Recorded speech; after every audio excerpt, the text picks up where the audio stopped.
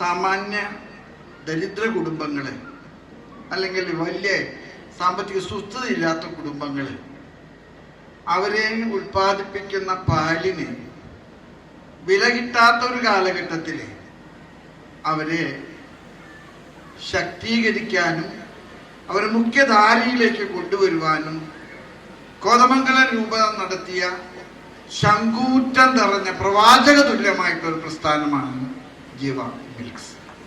ഇവിടുത്തെ കർഷകരെ സംബന്ധിച്ചിടത്തോളം ഒരു അമ്മയോടുള്ള വാത്സല്യം കോതമംഗല രൂപതയോട് അവർക്കുണ്ട്. കാരണം മറ്റു മാർഗത്തിലെ അവർ കബളിക്കപ്പെടുകയും പറ്റിക്കപ്പെടുകയും ചൂഷണം ചെയ്യുന്നൊരു കാലഘട്ടത്തിൽ അവരെ ഉൽപ്പാദിപ്പിക്കുന്ന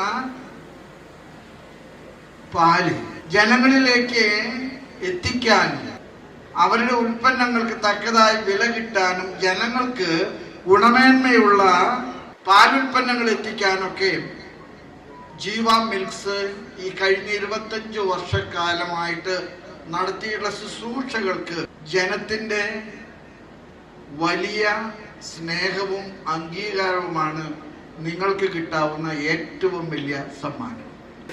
നിങ്ങൾ ഒരുപാട് നല്ല കാര്യങ്ങൾ ചെയ്യുന്നുണ്ടെന്ന് സഭയ്ക്ക് വേണ്ടി ഞാൻ ഇവിടെ ഏറെ കണക്കിലൂടെ ഏറ്റുപറയുന്നു. നിങ്ങളോട് ഹാട്ടി കൺഗ്രാ.